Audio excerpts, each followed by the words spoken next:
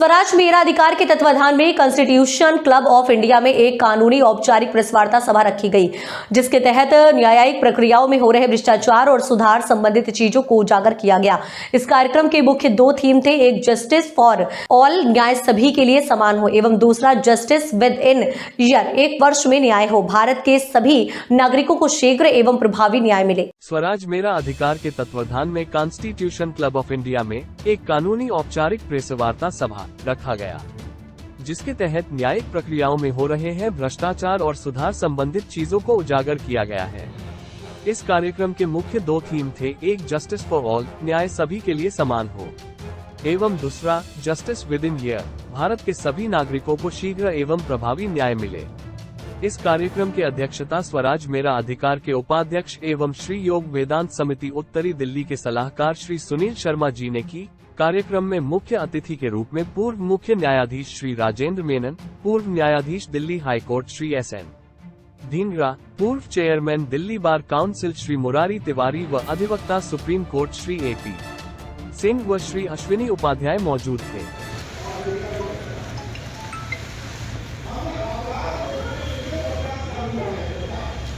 Sir, जो आज constitution club में प्रोग्राम हुआ है, उसको लेकर क्या कहना चाहिए? देखिए, आज का जो प्रिवेलिंग टाइम है उसके हिसाब से ये बहुत ही इम्पोर्टेंट कार्यक्रम है।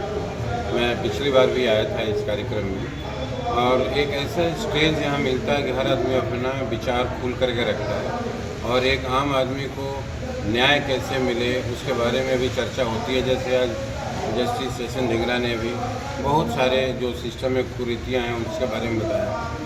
और आप जब तक कहीं कोई डिबेट, कोई सेमिनार, कोई डिस्कशन नहीं करते हैं, तब तक समाज में सुधार की आप अपेक्षा भी नहीं रख सकते। तो ये इस तरह के कार्यक्रम के लिए ये जो आप लोगों ने मुहिम चलाई है, मुझे लगता है बहुत ही अच्छा है।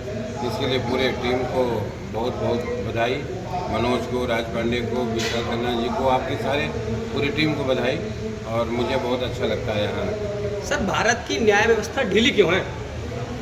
देखिए, वो देखने का नज़रिया है। हर सिस्टम को हमें पॉजिटिव तरीके से देखना चाहिए, और न्याय व्यवस्था कहीं ढीली नहीं है। हमारे देखने के तरीके अलग अलग हैं, और बहुत सारे ऐसे सिचुएशन आई हैं जहाँ पर न्याय व्यवस्था में डिसीजंस भी बहुत अच्छे हो रहे हैं, अभी हुए हैं। मैंने जैसे अभी आपको पंजाब का बताया, मेयर वाला जो इंस्टांस है, सुप्रीम कोर्ट ने अभी इतना बड़ा फैसला लिया है।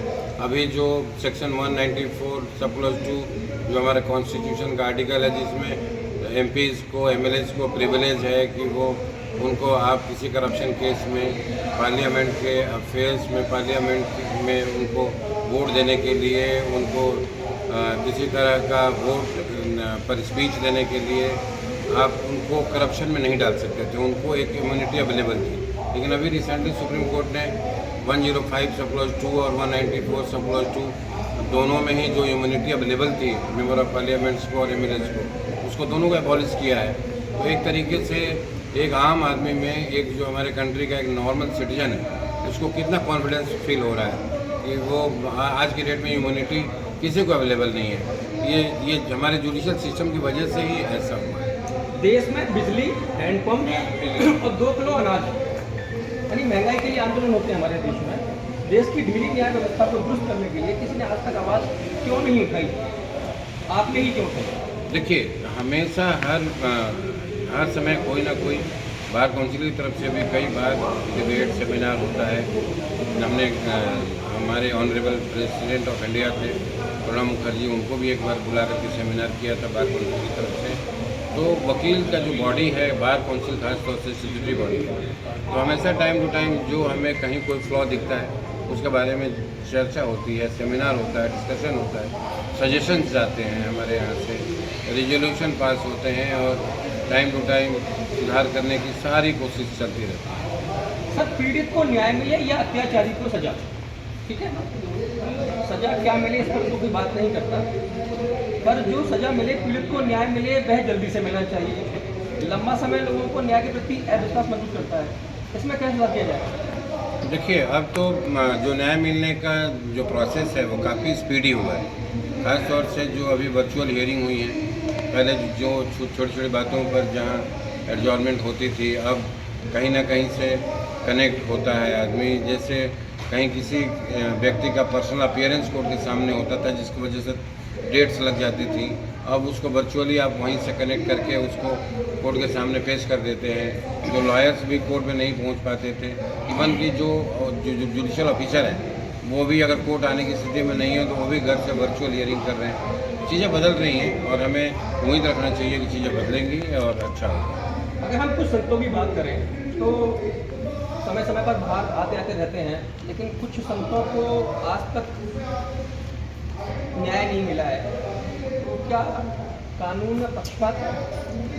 अब देखिए, जिस मैटर में आप लॉयर हैं और उस मैटर में क्या एविडेंस कोर्ट के सामने आया है, क्या वकीलों ने दलील ठीक से रखी है, क्या बातें वहाँ समय से प्रूव हुई हैं नहीं हुई हैं, जब तक इन चीज़ों पर हम अंदर से नहीं देखते, जब तक वो फाइल हमारे हाथ में नहीं होते, तो ये किसी भी मैटर पर कमेंट करना मेरे लिए उचित है। आप बार काउंसिल के अध्यक्ष हैं, महत्वपूर्ण पद है, क्या मांग करते हैं? नहीं, मैं तो हमेशा पॉजिटिव तरीके से चीज़ों को देखता हूँ और मुझे ऐसा लगता है कि चीज़ें बहुत सुधार की तरफ जा रही हैं और ज़रूरत है। समय समय से हम लोग जो सिस्टम है उसमें बताते रहते हैं, जो हमारी मुख्य न्यायाधीश हैं या हमारे दिल्ली के जो मुख्य न्यायाधीश हैं, सबको जो भी त्रुटि नज़र आती है हम लोग बताते रहते हैं, जिससे सुधार होता रहे। और आपके माध्यम से मैं तो सबको रिक्वेस्ट करूँगा कि अगर कोई चीज़ किसी तरह की हमें नज़र आती है तो हमें उस बात को बार काउंसिल में लाएं, एसोसिएशन में लाएं, या व्यक्तिगत तौर पर भी आप जो स्टेक होल्डर्स हैं, जो लॉ मिनिस्टर हैं या जो मुख्य न्यायाधीश हैं और भी जो इसके स्टेक होल्डर हैं, उनको हम लोग लिख सकते हैं, रिजोल्यूशन पास करके भेज सकते हैं, जिससे चीज़ों में सुधार हो। नेशनल न्यूज लाइव अब उपलब्ध है 1100 प्लस डिजिटल केबल नेटवर्क पर an Android based DTH smart setup box सभी OTT प्लेटफॉर्म। 24 घंटे लाइव देखिए हमारे सोशल मीडिया पेजेस पर। अधिक जानकारी के लिए विजिट करें www.nationalnews.live पर। टीवी नेटवर्क के सभी चैनल